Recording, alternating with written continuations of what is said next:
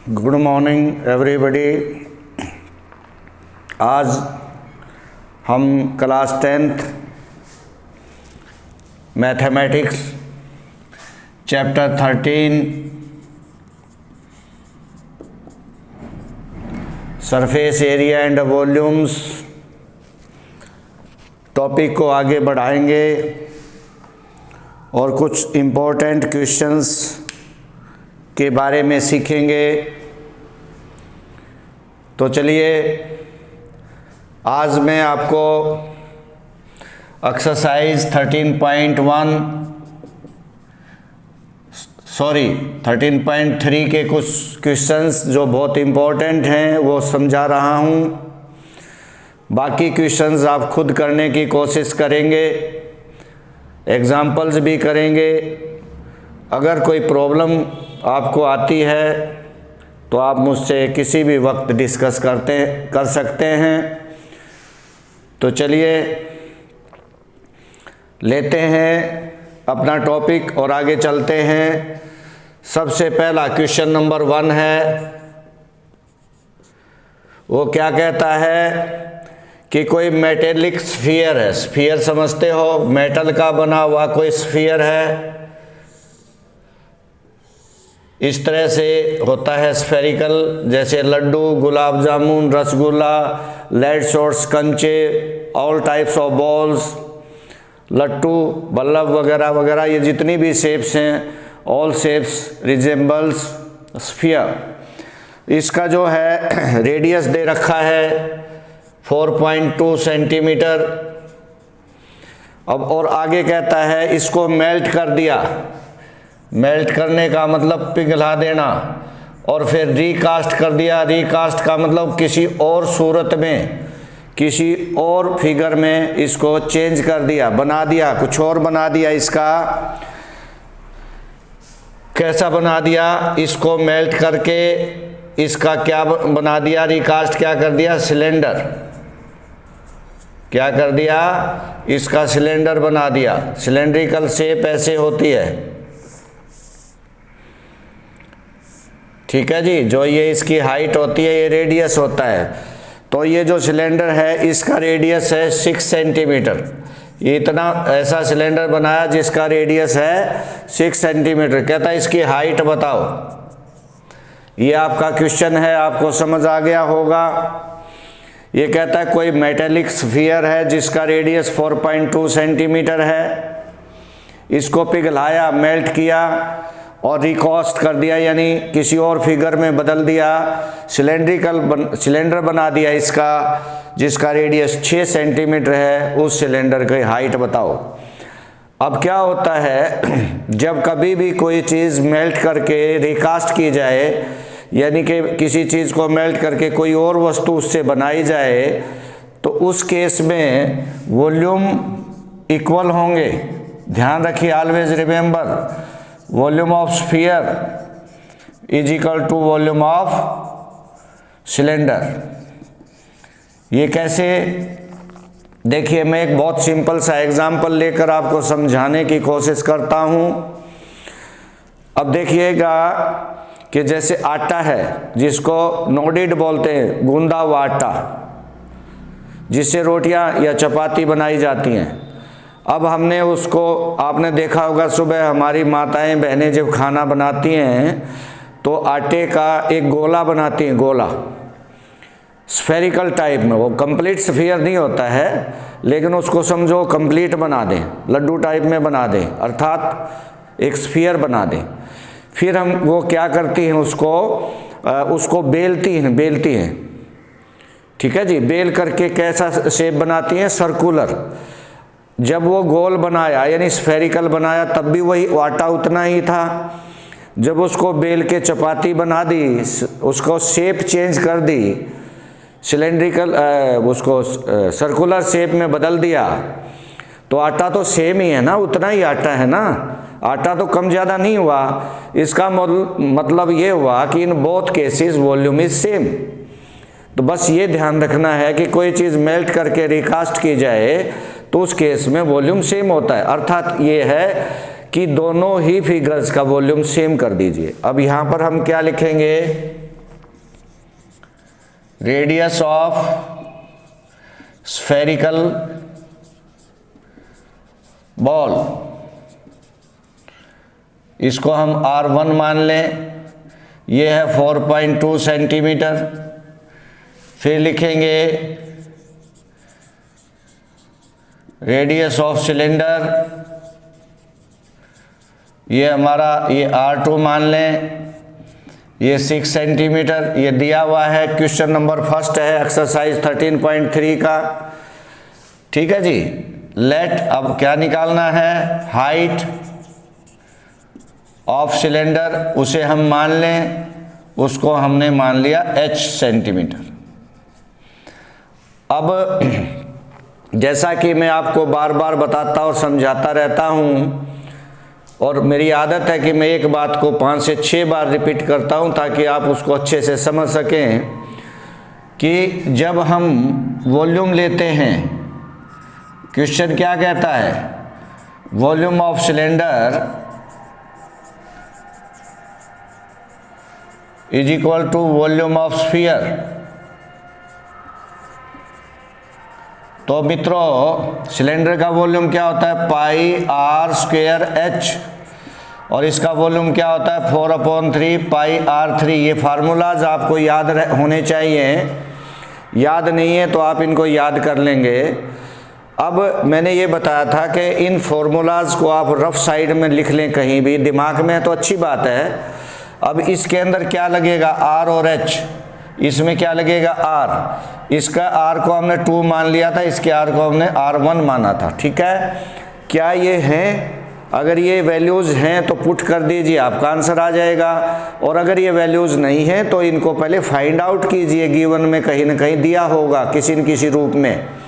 Okay, हैं, पाई से pi cancel हो जाएगा, R2 कितना है 6, तो स्क्वायर में 36 हो जाएगा, 4/3, और R1 कितना है 4.2, 3 टाइम्स ये दे रखा है।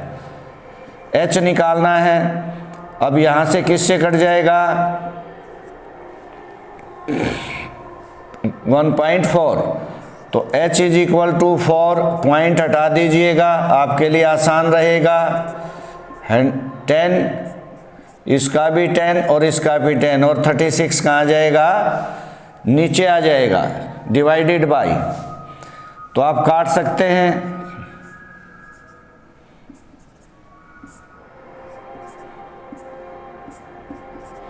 अब इसको आप मल्टीप्लाई कर लीजिए, 14 इंटू 14 इंटू 14, और नीचे है 1000, और 3 छोड़ करके पॉइंट लगा दीजिए, ये आपका आंसर आ जाएगा। ये क्या होगा, हाइट ऑफ सिलेंडर आपकी निकल जाएगी। उम्मीद है ये आपको समझ आ गया होगा, एक बार नज़र मार लें। और मैंने 9th और 10th के व्हाट्सएप ग्रुप के ऊपर लिंक भेज रखे हैं, कृपया उस लिंक पे जाएं और इन वीडियोस को देखें, और इस चैनल को सब्सक्राइब भी कर लें, ताकि जब भी नए वीडियोस मैं बनाऊं उसी वक्त वो आपके पास पहुंचे। चलिए इसको देखिए, फिर नेक्स्ट क्वेश्चन करते हैं।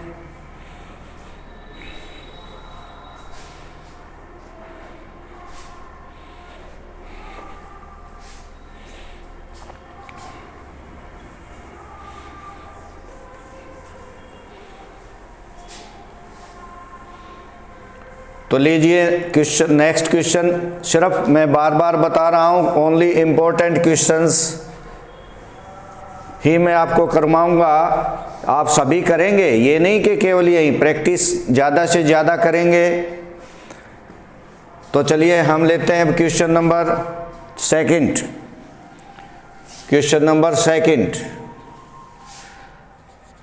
क्वेश्चन नंबर सेकंड क्या है कि 3 स्फीयर दे रखे हैं, मेटेलिक स्फीयर दे रखे हैं 3, और तीनों का रेडियस दे रखा है 6 सेंटीमीटर, 8 सेंटीमीटर एंड 10 सेंटीमीटर, और तीनों को पिघलाया और एक सिंगल सॉलिड स्फीयर बना दिया। तीनों को पिघला करके उन तीनों के मटेरियल से एक बना दिया, और जो एक बनेगा उसका रेडियस बताइए। अभी अभी हमने आपको समझाया कि भाई कोई भी चीज़ पिघला करके मेल्ट करके जब रिकास्ट करते हैं, कोई और नई चीज़ उससे बनाते हैं उस मटेरियल से, तो in that case volumes are same, volumes are equal.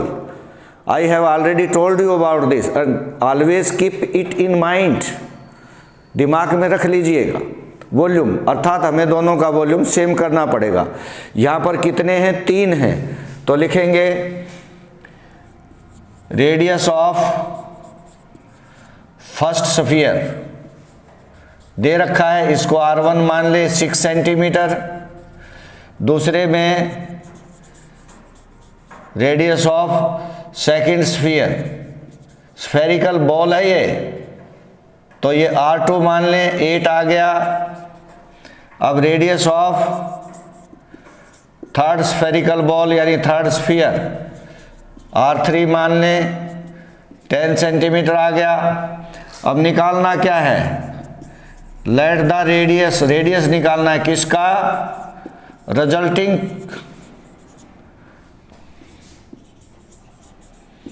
Sphere का। रिजल्टिंग का मतलब जो सॉलिड स्फीयर बनेगा उसको हम R सेंटीमीटर ले लेते हैं। तो मित्रों ये क्या कहता है कि 3 छोटे छोटे बॉल्स दे रखे, मेटेलिक बॉल्स हैं छोटे छोटे, उन तीनों को पिघला करके एक मोटा बॉल बना दिया। तो बताइए उस जो मोटा बॉल बनेगा, स्फेरिकल मेटेलिक स्फीयर जो बनेगा या स्फेरिकल बॉल जो बनेगा, उसका रेडियस कितना होगा वो हमने मान लिया। अभी मैं बता चुका हूँ इस केस में क्या होगा, वॉल्यूम्स सेम, तो इस अकेले का वॉल्यूम बराबर तीनों के वॉल्यूम के। और मैंने बताया था कि भाई पहले उस फार्मूलाज को माइंड में या रफ में लिखिए, देखिए क्या लगता है, स्फीयर हो या हेमिस्फीयर हो, हेमिस्फीयर माने आधा गोला हो, उसमें केवल रेडियस की ज़रूरत होती है और किसी चीज़ की ज़रूरत नहीं होती, वॉल्यूम निकालना हो चाहे एरिया निकालना हो। तो यहाँ पर आप देख रहे हैं रेडियस है तो ठीक है, काम हो गया। अब according to question, volume of solid sphere या resulting sphere is equal to volume of first sphere, volume of second sphere, volume of third sphere. ठीक है जी, तो ये क्या होगा 4/3 पाई R3, इसका R बड़ा मान रखा है, ये कितना हो जाएगा 4/3 पाई, कॉमन आ जाएगा R1 square, R13 plus R23 plus R3, क्योंकि कॉमन निकाल देंगे तीनों में से, कैंसिल हो जाएगा। देन R3 क्या होगा, R1 कितना है 6 और फिर कितना 8 और फिर कितना 10, तो 6 का कितना हो जाएगा 8 का और इसका 1000, तो R3 इज इक्वल टू कितना हो गया 15-17, तो इसका कितना हो जाएगा अगर हम देखें तो 12 क्यूब लेंगे तो क्या हो जाएगा R is equal to 12 centimetre. तो हम क्या लिख देंगे, so the radius of resulting sphere is 12 centimetre. ठीक है जी, बहुत आसान से हैं लेकिन इम्पोर्टेंट भी हैं। उम्मीद है ये भी आपको समझ आ गया होगा। चलो अब हम नेक्स्ट क्वेश्चन की ओर बढ़ते हैं।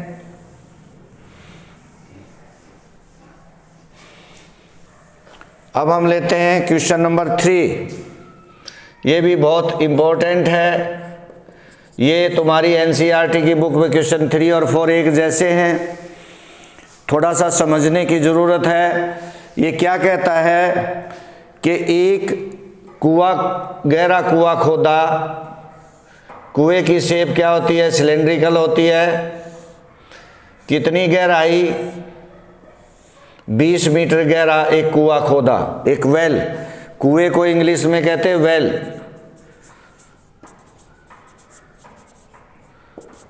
ठीक है जी, जिस आजकल तो कुएं खत्म हो गए, हमारे टाइम में बहुत ज़्यादा होते थे, पीने का पानी उससे भरते थे, अब भी गांव में जगह जगह आपको मिलेंगे वेल। 20 मीटर गहरा कुआं खोदा जिसका डायामीटर 7 मीटर, इसका डायामीटर कितना लिया 7 मीटर ले लिया। ठीक है जी, और जो मिट्टी इससे निकली उससे इस मिट्टी जैसे खोदते गए तो मिट्टी निकलती गई, इसे एक प्लेटफॉर्म बना दिया जिसकी लेंथ 22 मीटर कर दी और ये इतनी। अब देखिए कहता है कि इसकी हाइट बताइए। अब ये क्वेश्चन है, बहुत आसान सा क्वेश्चन है, थोड़ा सा समझने की जरूरत है मित्रों। कुआं कैसा है? सिलेंड्रिकल है। कितना गहरा? देखिए गहराई क्या होती है, जब हम जमीन के नीचे कोई चीज लेके जाते हैं तो उसको हम कहते हैं डेप्थ, और जमीन से ऊपर कहते हैं तो उसको कहते हैं height.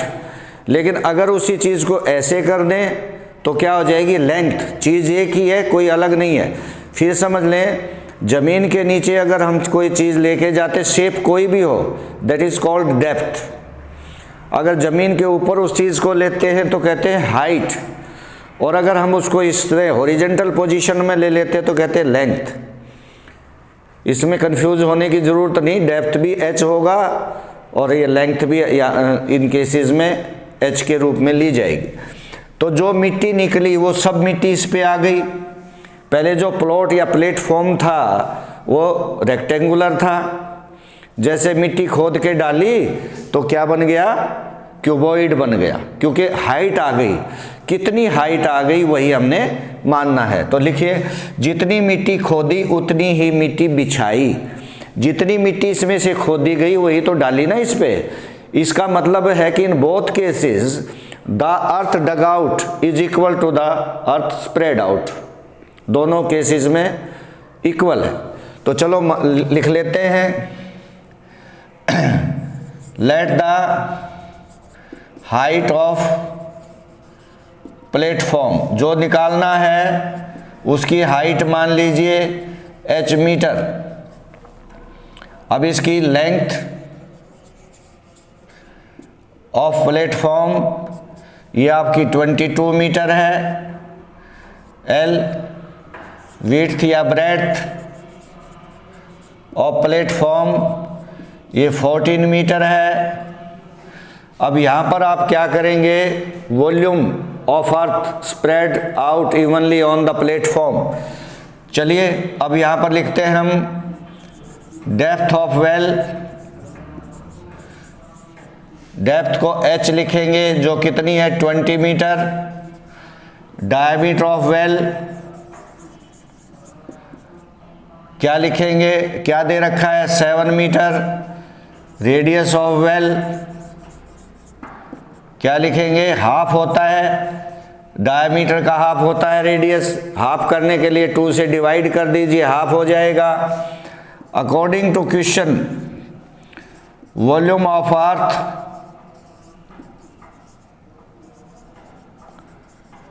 spread out spread on the platform is equal to volume of earth dug out from the well। कुएं से जो मिट्टी खोदी वही मिट्टी तो बिछाई, अलग तो कुछ नहीं, कम ज्यादा भी कुछ नहीं। तो स्प्रेड प्लेटफॉर्म पे क्या होगा? L B H. देखो क्यूबॉइड का volume L B H, L B और हाइट कितनी एच। अब क्योंकि ये सिलेंडर है इसका volume pi R square. R कितना जो दे रखा है 7.2 और डेप्थ 20। देखो ये आर दे रखा है, ये हाइट, ये लेंथ ब्रेड्थ, और यहाँ से वैल्यूज को रख लेंगे। अब इधर ले जाएंगे तो h इज इक्वल टू क्या? अपॉन 7 इंटू 2 इंटू 2, और ये 22 और 14 कहाँ आ जाएगा? ये दोनों भी नीचे आ जाएंगे डिवाइडेड बाई में। 7 से 7 कटेगा, 22 से 22 कटेगा, 7 2 जा 2 2 जा 4, 5 जा। तो height is equal to 5/2 metre. Point में ले लेंगे तो ये आंसर आ जाएगा। आप ये लिखिए answer, height of the platform will be 2.5 metre. तो मैंने आज आपको 3 इंपॉर्टेंट क्वेश्चंस कराए। एक्सरसाइज में और भी क्वेश्चंस हैं, वो उनको आप खुद करने की कोशिश करेंगे। नेक्स्ट क्वेश्चन क्या है, वो क्या करता है, क्वेश्चन नंबर 4 में हल्का सा मैं हिंट आपको दे रहा हूं यहाँ पे। उसमें क्या है कि जैसे हमने एक कुआं खोदा,